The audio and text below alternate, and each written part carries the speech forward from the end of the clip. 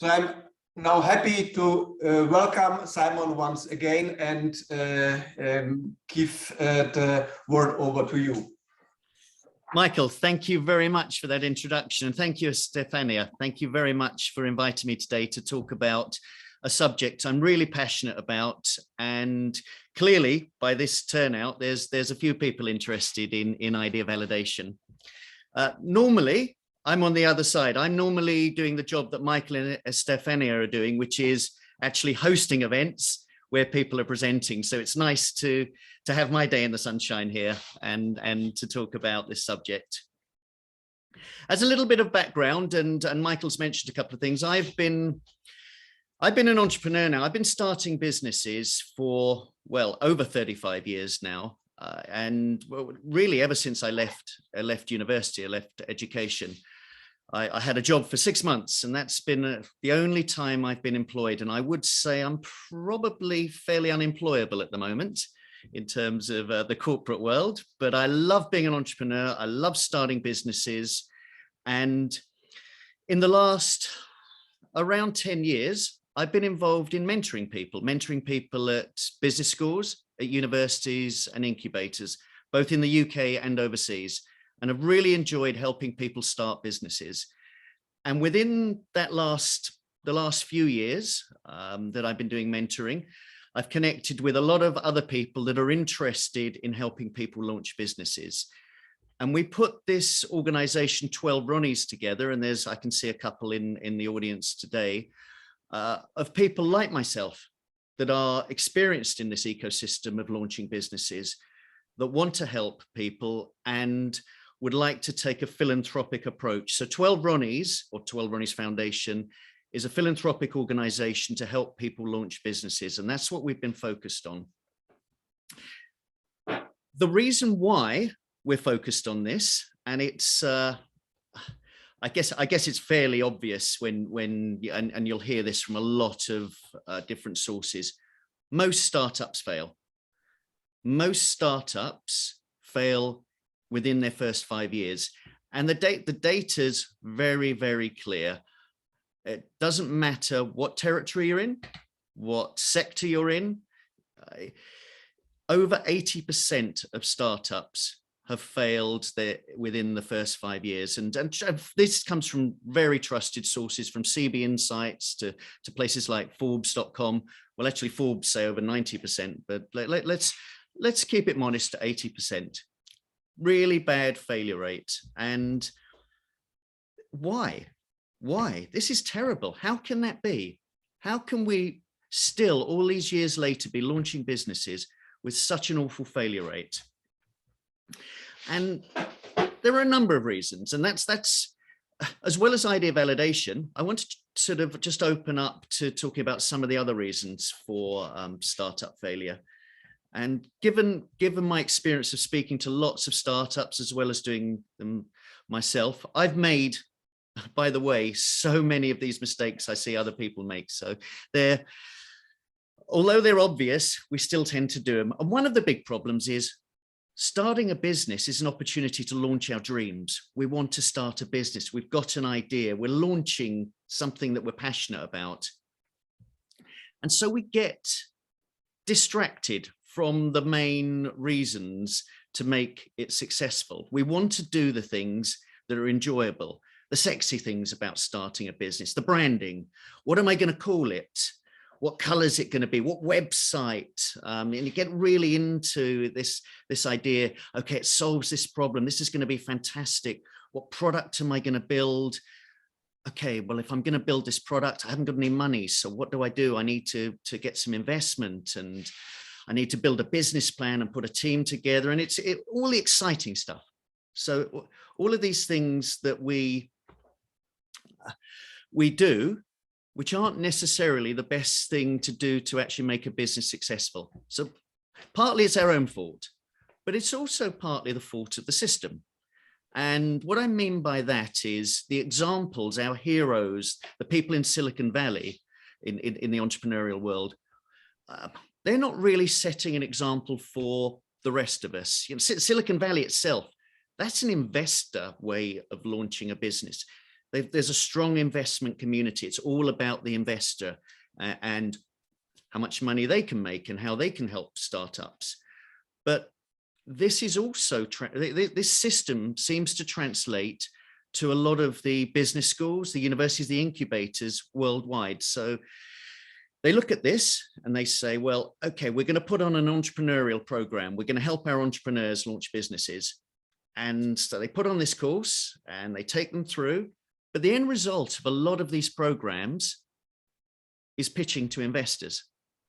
So and the problem here is they're teaching startups to launch to investors, not customers here, or the customer here is the investor.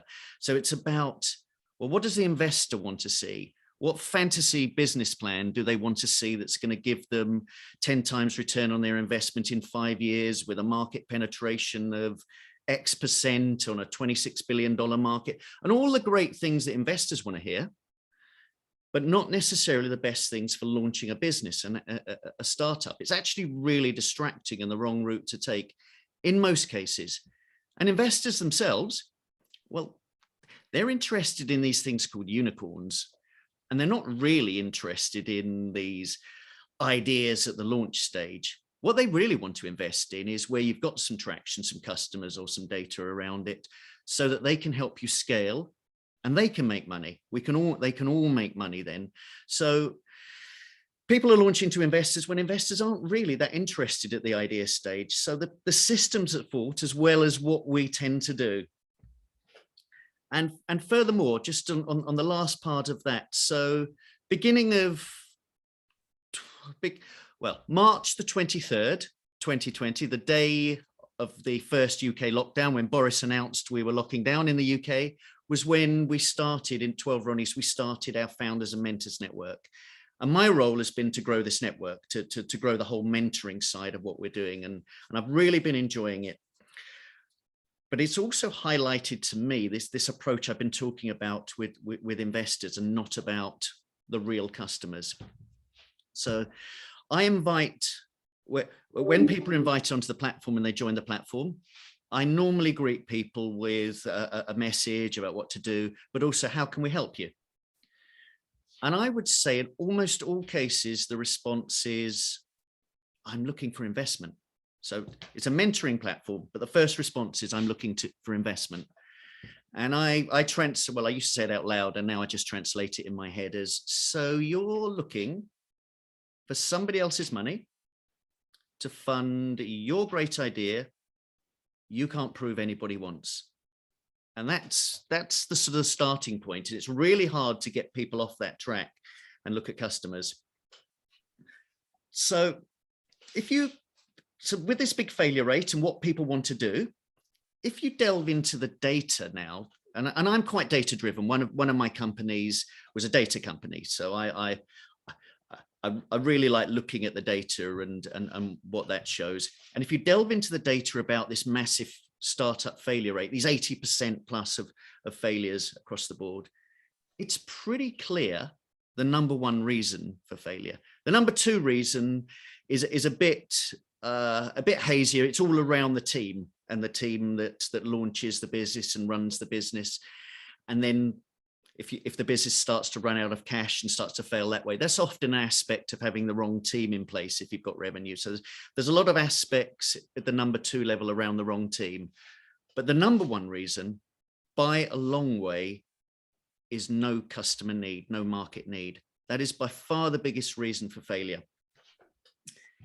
Once your friends and family have stopped buying, you've launched this product. Once your friends and family stop buying it, your early network, those early adopters, that's it. They've gone away, and it's really hard to get your business in the terms to pivot to a new customer group, and a lot fail. So it's the most important thing that we should be looking at, because it's the biggest reason for failure. Again, most founders look at the sexy things and they're not looking at the customers. So what I'd like to really sort of talk to you about is the solution, or one of the solutions to this biggest reason for failure, no customer need, which is validating your ideas, which is finding your first customers, which is speaking to your customers, understanding what they want. And fortunately, in this digital age, we can communicate with customers. We can communicate with them at the idea stage. We could never do that pre-internet. I mean, when I first started businesses, I mean, without the internet, how would I communicate with potential customer groups about my ideas? It would be really hard to do. It's a lot easier now, and there's a lot of tools that can help us do that. But the other thing I'd like to also make clear is, and this is hard for a lot of people to get their head around, is you don't need a product at the idea stage. You don't actually need to have built it. You don't need this MVP that everybody goes on about, this minimum viable product. That's a next stage on from the idea. It's an important stage, but it's the next stage on. And too many businesses just rush into building products. And this whole Silicon Valley mantra of fail fast, well, that's just awful. That's rubbish. Why do you want to fail fast? And investors will want you to fail fast if it's not going anywhere. But sometimes if it's not working and it takes a while for you to adjust, that's really good. You're learning to be an entrepreneur, and maybe your first couple of businesses fail, but you learn a lot with it. But investors don't want you to learn on their paycheck. So fail fast is really not a way to go. Don't launch if you don't know who your customers are going to be, if you don't know what they want, if you don't know that they're going to buy into your idea and your product. So let's not look at failing fast. I think the age of that is now over, and the age of idea validation has begun really. An idea validation itself, I mean, it's simply finding out if there's a customer need for your idea and having data to prove it. That's really all it is. It's a scientific method. It's the scientific part of being an entrepreneur, not the sort of artistic part of being an entrepreneur here. And it's all about taking a scientific approach, about having a hypothesis. You know, I think this solves a particular customer problem, and it's about developing your hypothesis and looking at its feasibility, its viability, and its desirability. And I'll try not to get too technical on this talk, because idea validation can at some stages get quite technical, but it is about testing your hypothesis. It's about experimenting. It's about looking at this feasibility, viability, and desirability of your products. And this move towards doing validation, this move towards testing your hypothesis started, well, really, it's probably started about 30 years ago in sort of towards the mainstream of starting businesses. And I like to say sort of there's some of the heroes in the past here that I'd like to mention. You know, there's people like Steve Blank, and he's one of these sort of the founders of this customer-centric movement, early sort of Silicon Valley person from the early 90s, and taking this sort of customer model. But more recently, we'll have heard of things like the lean startup model, which is more when you reach the product stage. But there's a gentleman called Eric Ries who's developed the lean startup model. Great book to read.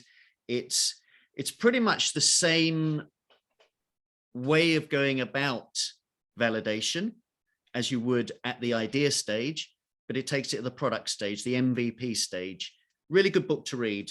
I can put that in the chat if people are interested in that.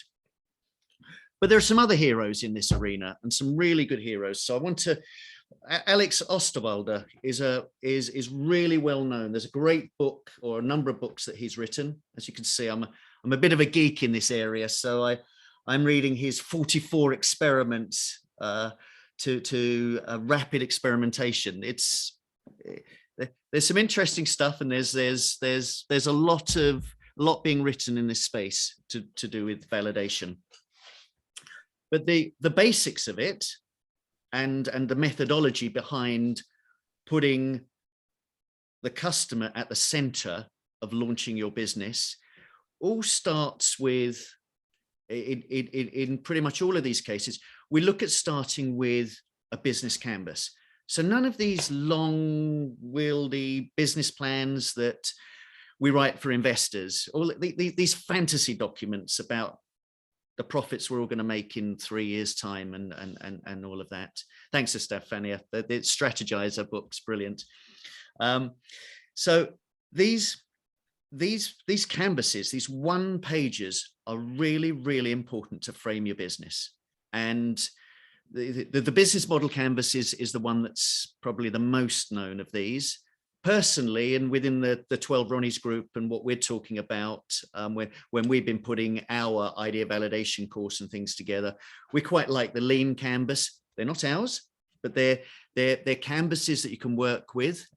Feel free, look them up on the internet, but they're really good starting points to frame your idea, looking at the feasibility and viability of your idea.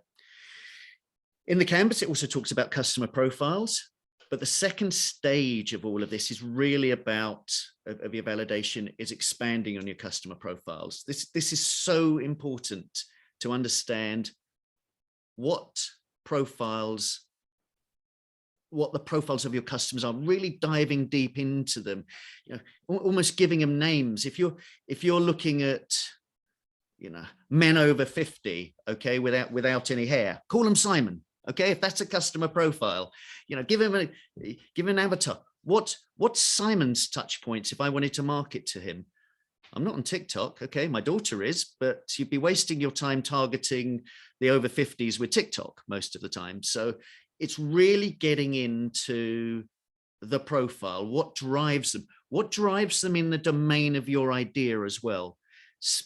And this is where speaking to them, understanding them, interviewing them is a really, really good way to get to understand people's driving forces.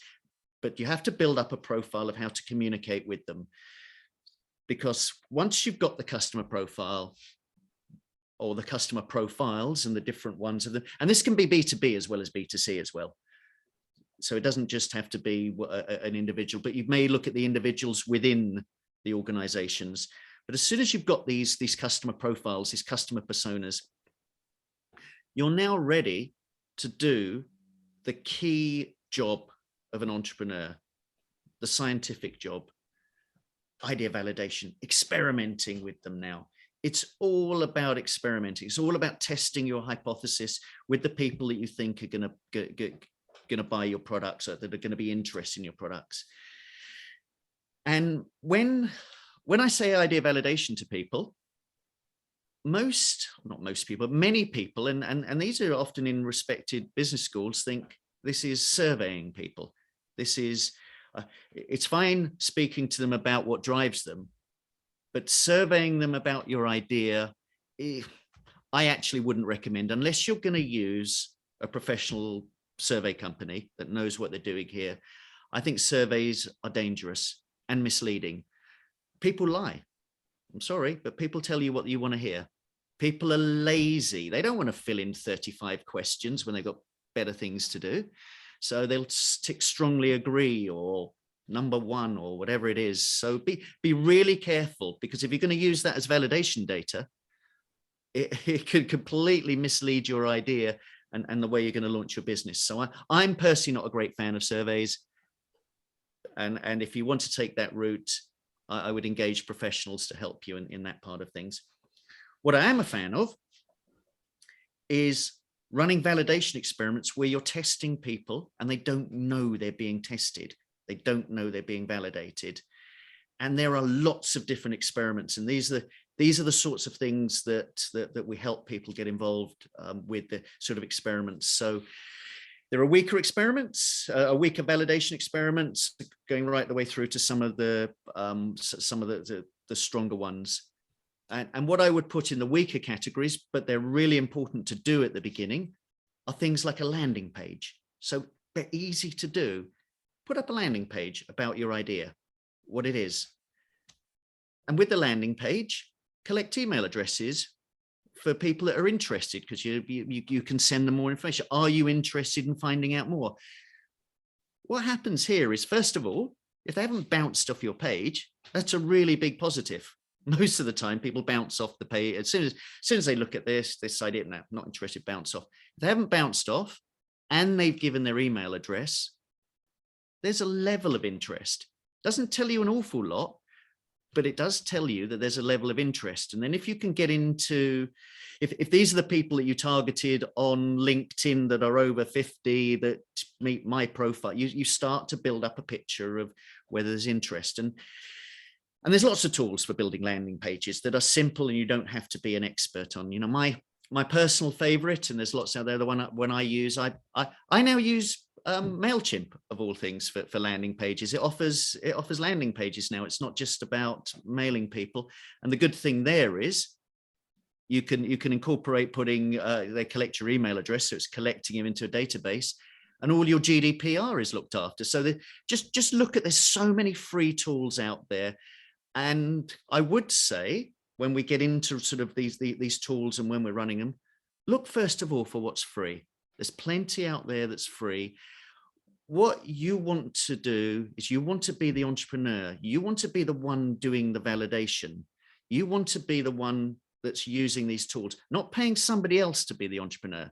It's really important that you're at the cutting edge of being the entrepreneur of your business and the customers. So it's a bit about the proverb of fishing or teaching a man to fish. You know, you want to know how to fish. You want to know how to be the entrepreneur, not farm it out. So I would just be, I would find the tools that suit yourselves. And there's lots out there. And there's lots of different experiments. And they go by some great names. There's mock sales, and there's fake doors, and there's broken promise tests, and there's really weird and wonderful tests you can go through, and you can put up videos to show what you're doing. This is how Dropbox launched at the idea stage. I mean, it's a really successful example of a company that didn't build a product. I actually, from reading their story, don't think they really looked into the viability enough of or should I say the feasibility of their product. They were pretty sure they could build this file sharing sort of application and storage, but they weren't sure whether anybody would want it if they built it. So they built a video of how they thought Dropbox would work if they were going to build it, sent it out to the customer groups asking for feedback and asking for who would be interested, and give me your email address, and got a really big response encouraging them to actually develop the product. So the video explainers work quite well, but video explainers are a next step down. They're a medium level validation because they start to cost money to do.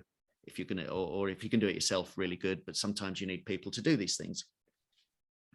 And as I mentioned, you have these things like fake door techniques, where you put up what you're selling as if you're going to sell it on your website, and when they go to purchase, they click on purchase, and it's actually a fake door. What comes up is coming soon, but you've seen that there's a strong level of interest. They've clicked to purchase because you've said it's $17.99. You know, you've really jumped into some of the deeper parts of validation. Yeah, there's all these smoke tests.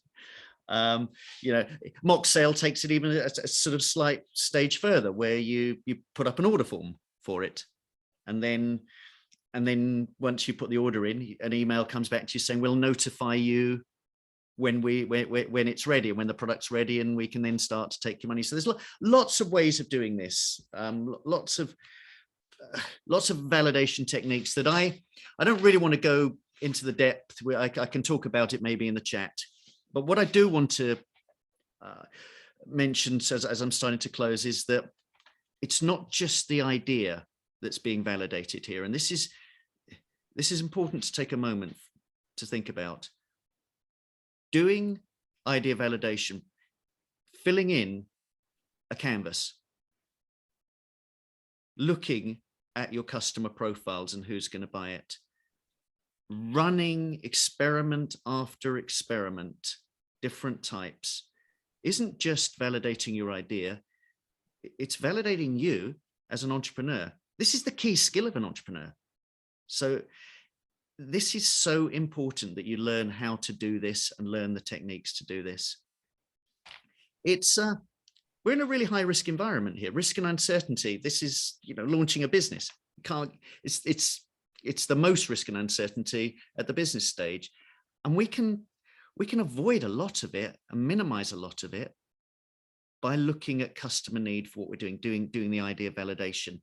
Now, these techniques I'm talking about, and there are plenty of others, you know, there's, as I say, in this book here, there's 44. I run a sheet with people where there's 11 main experiments that we look at running, so slightly condensed view of this. It goes from non-technical to slightly more technical on this, but there's new solutions coming out all the time. And I would say that we're going to see a rapid movement towards more AI-driven solutions. This is data science. When we're starting to collect data and validate data, I think there's going to be some great products coming out in the near future that are more AI-driven. And even myself within 12 Ronnies and some of the people we're working with, we're looking at also other simpler ways to do strong validation. So this will move on quite quickly. But I'd like to open the floor to questions rather than talking about it in more detail now.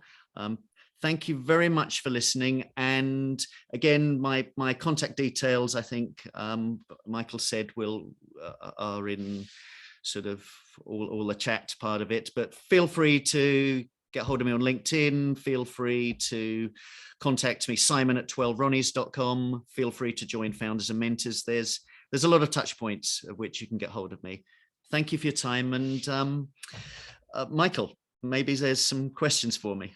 Thank you very much for the insight, Simon. I think that not only the topic, but also your presentation hits the interest of the people, because we have some questions.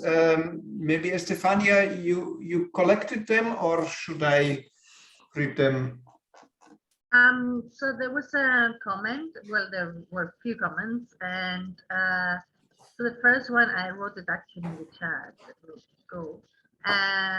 Yeah, I think there was like Mahmoud, anyway, so raising his hand. I'm going to look in the chat about this other talk. So you want to say something?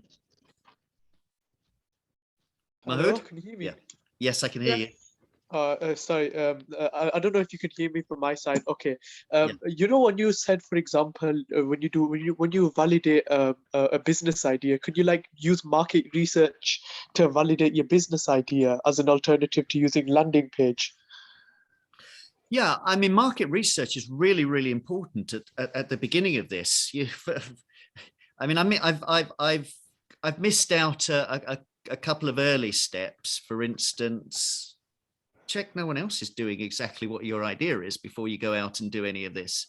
You know, it's often you see people go, I've got this really great idea and this is what I'm going to do. And you say, well, if you just do a simple Google search, you'll see half a dozen companies doing this or not doing. There's also a lot of data on what you do, but the market research data isn't validating you, isn't validating how you're going to get to the market. And if it's exactly the same as somebody else is doing in exactly the same way, you probably want to question where your innovation is and why you. But yes, market research data, the more you can frame what you're doing, the better. But I don't think it's a substitute for you doing validation on your customers. Okay, but okay, so what's the best way to validate? So using landing page? No, a landing page is not the best way. It's an early way. It's a cheap, well, it should be free if you do it properly, a way of getting to understand if there's a feel for your idea out there. But there are much stronger ways of doing this. If somebody, let's say if you run a pre-sale, if somebody actually buys your product in a pre-sale, so you now know the price, you now know that they're interested. As soon as people part with money, you know they're interested. So there are stronger ways than running landing pages, and there's a lot in between running pre-sales as well. But landing page is just one of them. It's a simple, quick way to get started to frame your idea. That's fine. But as you said, that you could use surveys to validate your idea, right? No. No, I didn't. I think service is a really bad way of doing it, Mahood. Oh, that's fine. Sorry, I'm just if there's survey people here or somebody from SurveyMonkey, I do apologize, and you can correct me. It's my viewpoint. There are actually in the chat a couple of questions. They're related, so I just joined them together. The first one was about landing pages, and if you could give some tips about how to do a landing page or the tools that you use. I mean, either it's a Wix, WordPress, or whatever, or if you use a specific plugin. And the second question is related to the same landing page topic, which is how do you then attract people to the landing page? Because the whole point of the landing page is not only to create it, right? You can create it and then it's like no traffic. How you get people going to the landing page? I like the second part of the question more than the first part. Landing page, there are so many places. It's your preference to where you choose to find landing. Whether you mentioned WordPress, I mentioned MailChimp. There are so many. If you just have to Google it and find out what you're comfortable with, and I'm not here to promote any particular company on that, but it's what you're familiar with. But you shouldn't have to pay an organization to do it for you. Because this is weaker validation. There should be plenty of free places you can do. What you're essentially doing with a landing page is you're not trying to find out. This isn't later stage looking at a product or your brand or things like that. This is about your idea. So you're not trying to get the most perfect page here with the right colors, with the right logos or anything like that. You're putting up something that's simple, that's clean, that's clear about what your idea is. And you're looking at then getting somebody to jump through a hurdle, i.e. give an email address or do something, click here to go to somewhere else. It's all about them getting them to do something as a method of validation.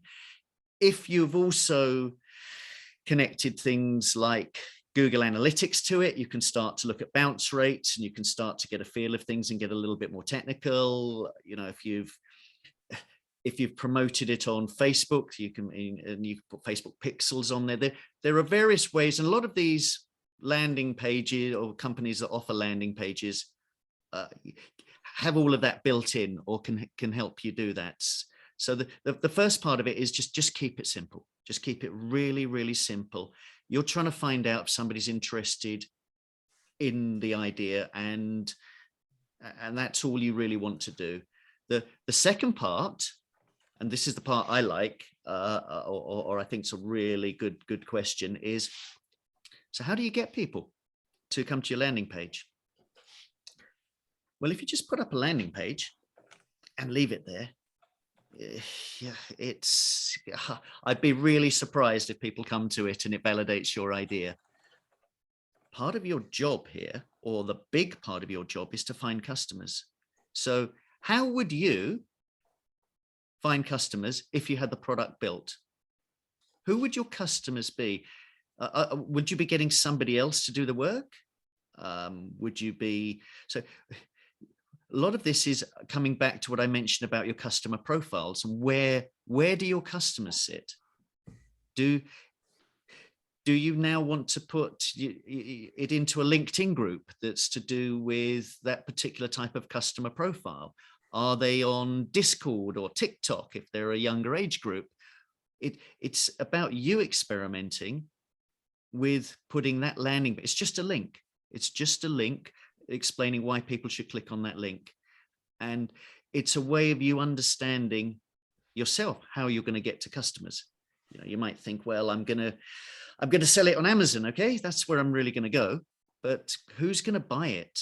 First of all, you want to really look at your customer profiles. So the work is, no one's going to do the work for you. You're the entrepreneur. You've got to go out and find out where you want to send your links to, the links to your landing page. Mm-hmm. Thank you, Simon. Is anyone else in the room who would like to speak out the question? Okay, Crystal, yes, please. Unmute yourself. Okay, thanks, Simon, for presenting. Pleasure. I have a question. So what are your thoughts on having a different business name while you're validating the idea, just in case the idea doesn't work and then you're launching and then people have this thought in their mind like, oh no, I don't want to get this idea. Do you understand what I'm Yeah, I do. Actually, I'm really a big fan. It depends what you're testing here. I mean, it's all about what you're testing, but I'm a really big fan of not testing your brand or your name at the idea stage. So if you think your brand is, you know, Simon's Shoes, and that's what you want to call it, and you've got your colors for it, don't start off with Simon's Shoes, okay, as your brand. Just give it something just fairly nondescript. You know, I wouldn't go with your A game on your brand yet, because you don't know your customers yet. And while I'm not a brand expert, I did listen to a brand expert talk not so long ago that was talking about, don't build the brand for yourself, build it for your customers. It's got to represent your, so your name and even your web domain, don't go with your A game there. That's going to evolve. Your business is going to evolve, and you're going to come towards that later. It's about your idea right now. That's helpful. Thank you. Pleasure. Can I add something on that point? Oh, hello. Yes, it's Roy, I think, from Point of your name. There is, I agree with what Simon said, but there's a little nuance to it. If you're going to be looking for investors, definitely do not use your name at the beginning, because they blackmail. And once you've used your name and they've rejected you, you will never get in the door again. I also don't think the focus should be on investors at this stage anyway. No, that's not every startup needs them either. Yeah. But if that is going to be an issue, then it's a very bad idea to use the name. That comes last. Hmm. Thank you, Roy. Thank you. I also personally agree that it's not only the idea that you have to validate, or also neither the branding, but also the price sometimes, because you have to do little experiments, you know, and the way you sell it.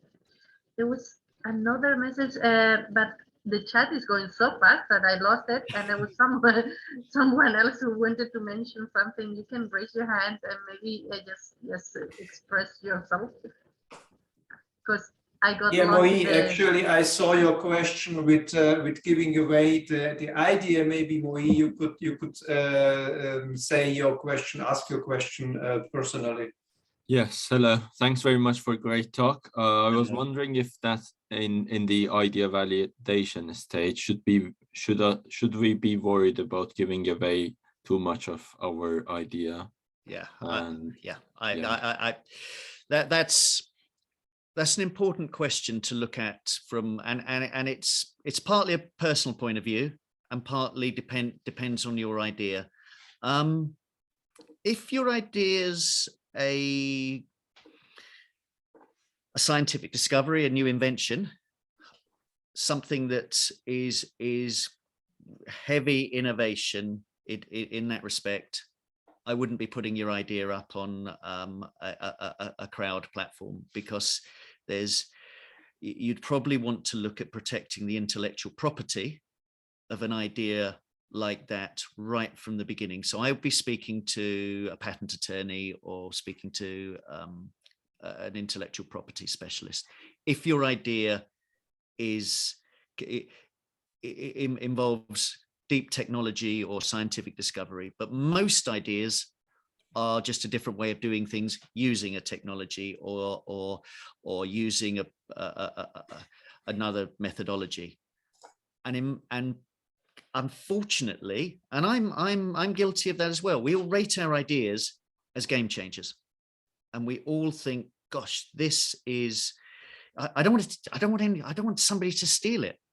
Well, it's so hard to get customers to buy let alone anybody to steal it. In most cases, just go and do it. And if you're too afraid to get your idea out there, how are you going to market it? You're going to build it first and hope? We're in a high failure rate environment here. You're going to build it, you're going to spend all your money not telling anybody about it, and then go to market when it's built and hope that there's a customer need. It's risky. In my opinion, getting the idea out there. By the way, if you're worried about the intellectual property side of it, talk about what it solves. Don't talk about how it solves it. So talk about the commercial aspects of your idea. That's what you're getting people into to purchase anyway, not how it actually works if it's technical. So you don't have to give away the crown jewels of the IP.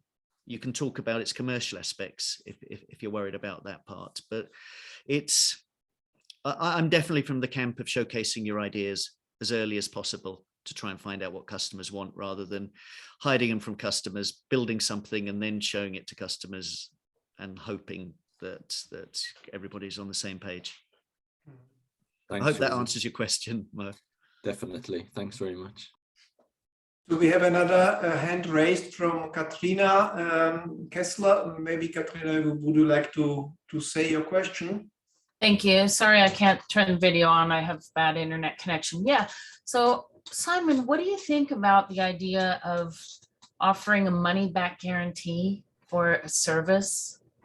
Do you think that's a good idea, or does that just sound really sort of hokey dokey? Or well, so this is a money back. So we're talking at the idea stage here, yes? Yes. And we're saying, so what's our offer? So we're offering a service, and we're saying part of the sales offer is you can purchase it for $20, but there's a money back guarantee on it if it's not what you want. Yeah, except it's more like for the customer, there would be an investment of 5 to 10 hours of their time at some hourly rate that I haven't figured out yet. Let's say maybe, I don't know. I really actually have no idea. Let's just say $100 just to put a figure out there. So they would be investing somewhere between 500 and 1,000 before they get the end product, but at the service that the service provides. Then after that, they could get their money back if they're not satisfied. Katrina, the simple answer to that is that's part of your idea offering.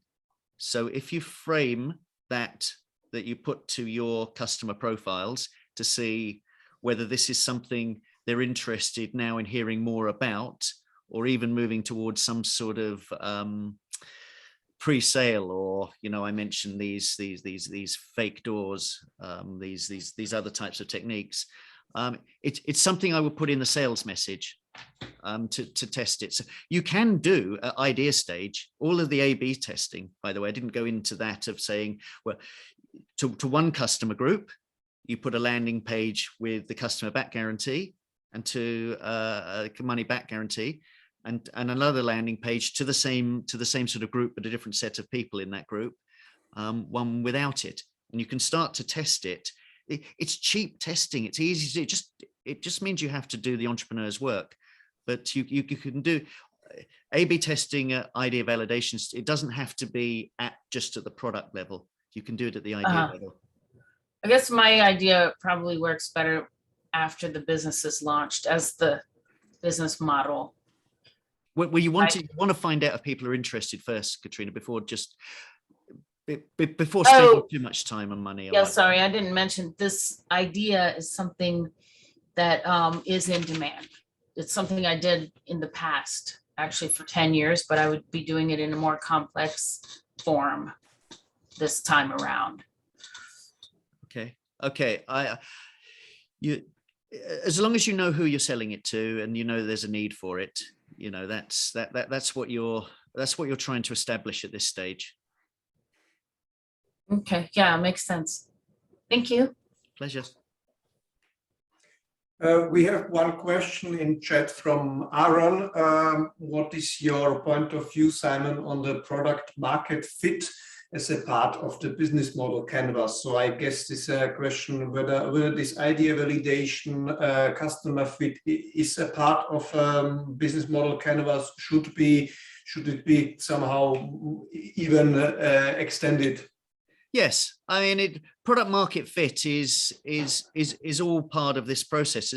As long as you're not building the product at the idea stage, having going through understanding if there's a product market fit. I mean, you're just replacing the word product with idea here.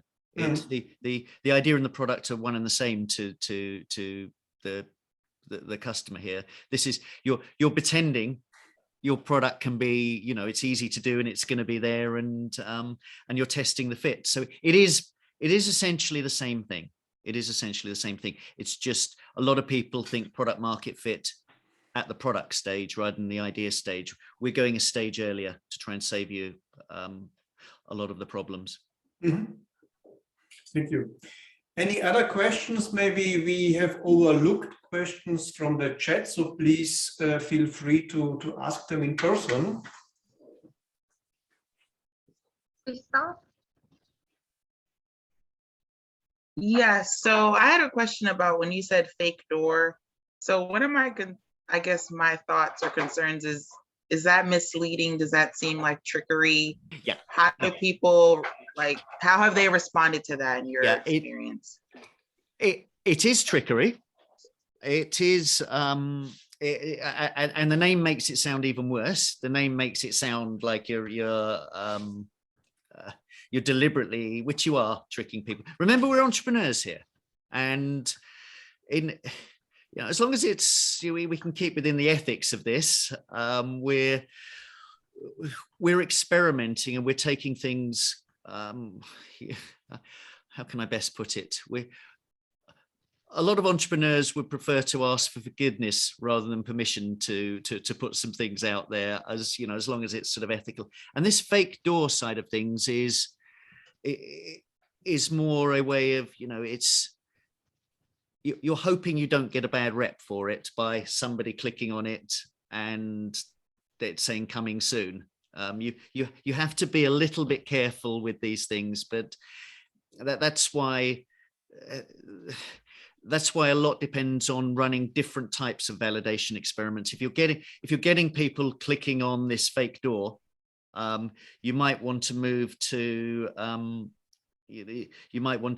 towards offering it at a pre-sale and things like that. So you start to run through into a deeper experiment that has less trickery in this. But part of it is smoke and mirrors. You're testing people, you're validating your ideas. You know, you haven't produced the product yet.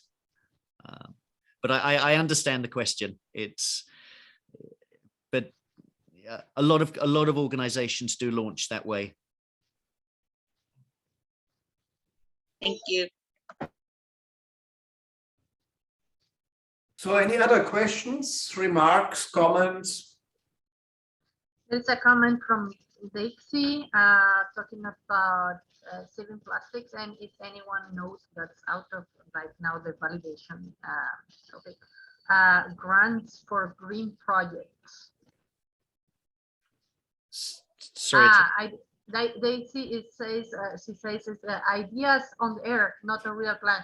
I would recommend, maybe I can also say, I would recommend to do like a very basic prototype, also like no need for a landing page, but a Facebook page sometimes, or according the channel will depend on where do you think that your target audience is, and then check this before going to check for grants. Otherwise, we are in the loop of like constant looking for information. We'll never move on. So I think in this case, Simon, well, Simon is very right. You first should validate the idea before, you know, going any further. Yeah, we have a new question, Yes, a bunch of new questions from Ian. For example, he is asking what would you consider validation success or progress if you're getting a mixed bag of feedbacks, like 30% say they would definitely use it, 30% they say not, and another third say, yeah, maybe. With various test tactics of marketing, this is the outcome. So how sharp could be the outcome of idea validation product testing? Yeah, well, I think it doesn't sound like the data that you've presented there is conclusive one way or another. And what I certainly wouldn't jump onto this being a fabulous idea if it isn't something that the majority of the people you're targeting think it's a good idea. You know, this is partly data science here, and what is statistically significant, and what is, you know, you can jump into the data in different ways. But if you're going to launch a business that you're going to spend your next few months or years devoting towards, you don't want to jump into it with some wishy-washy data that, oh, is it, I'm not really sure if they're interested or not. You know, this is where you want to do your work up front. This is where you want to spend your time when you're not having to pay suppliers and staff and all the big costs. This is when you've got the time to do it. You can have another job on the go, and you can be doing this in the evenings or lunchtime. This is the time to do the experiments and to get yourself to data that you feel is conclusive. Or one of the things that we're doing with our idea validation course is we're having assessors to look at the data, to look at the business model canvas, to look at the customer profiles, and to look at the validation data, to give a steer from an independent source of how conclusive it is. But in the example you gave, I wouldn't say that's particularly conclusive that it's a good idea or not. Okay, thank you. Any other questions? Daniel has a question. Daniel Snyder. Okay, it's not there. Do you want me to repeat the question? Yes. Which one? Because I asked 2 questions. Okay, just go for it. Whatever it was, the last one I just seen. The things like the chat is going also very fast. Just ask whatever you want. Yeah. I was wondering if you have a resource that you recommend that lists and explains these various strategies beyond the fake door test and pre-sale. Yeah, so there's some of the standard books that I mentioned earlier. Yep. that go into the details here. I co-authored a course on idea validation sitting on our platform that goes through the different techniques and suggests where you can, you know, the tools that you can use to do them, and dives into more detail than I've gone through today. There's plenty of information if you want to do research on the internet about these things, you know, or you know, you can speak to myself and some of the mentors on the platform, on our founders and mentors, and we can probably point you in some of the directions depending on the sort of validation you're looking at doing, Daniel.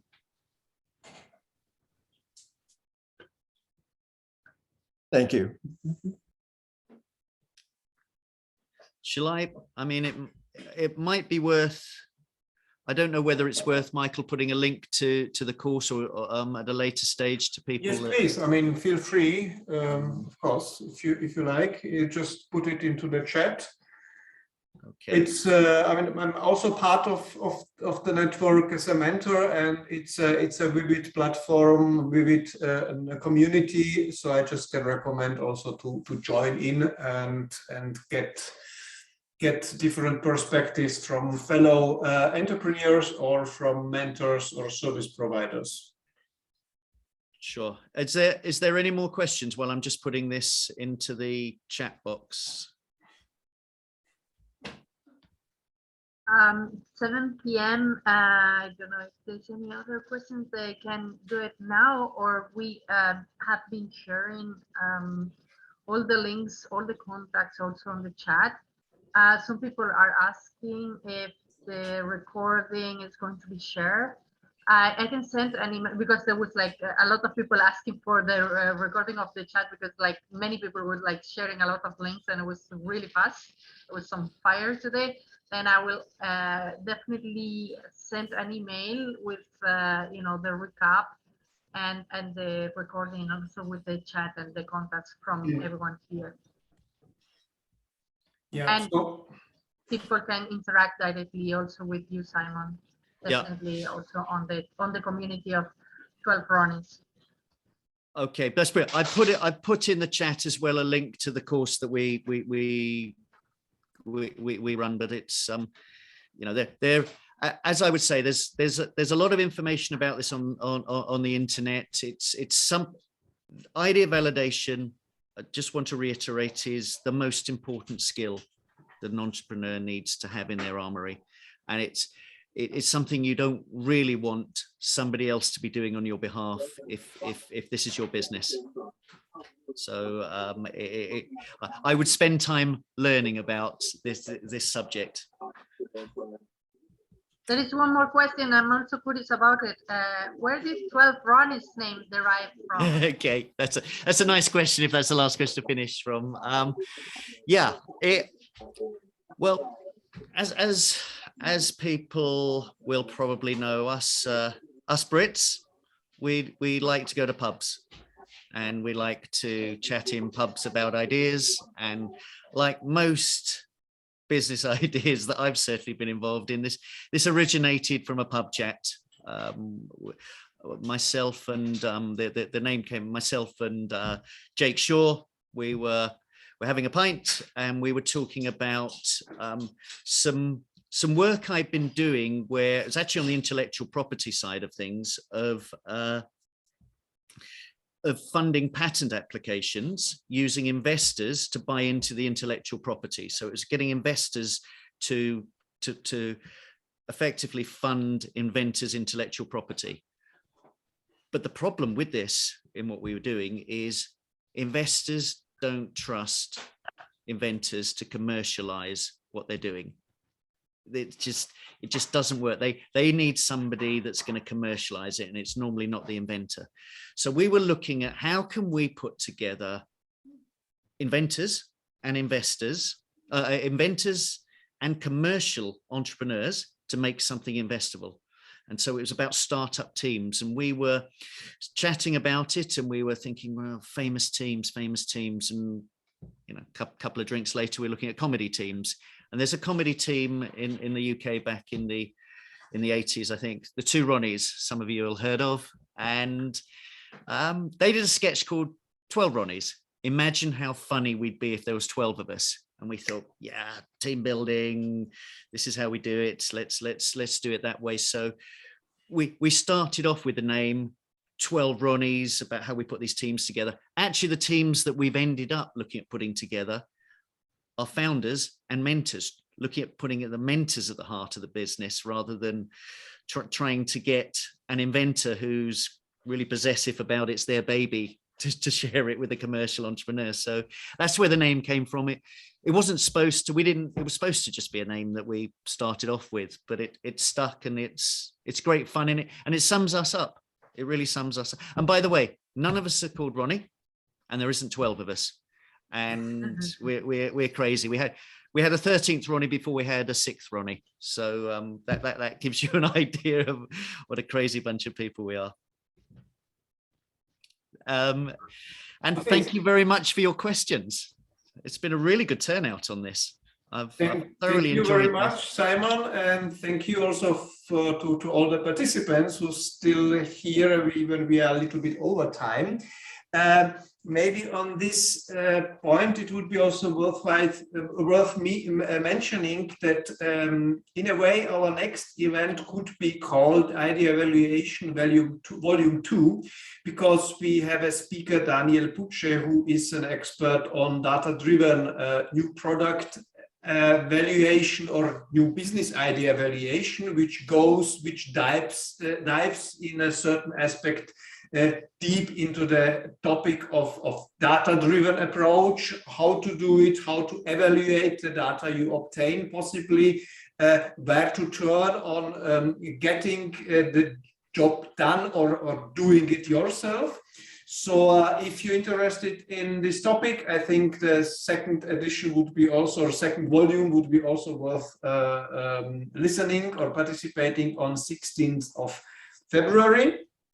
So one more time, thank you very much, Simon. It was great having you here. Pleasure. It was a great event with a lot of participants. You could attract with an important topic and, of course, fascinating presentation. So we are looking forward to further cooperation and further exchange on personal level as well. Thank you, everybody. Okay, I'll say bye-bye. Thank you, Simon. See you in the community of founders and mentors. Look forward to it, Stefania. Look forward to it. Bye, everybody. Thank you, everyone, for coming, and see you soon. Thank you. Bye. Bye, Trudy. Bye. Who else is on there? Chris, Addy.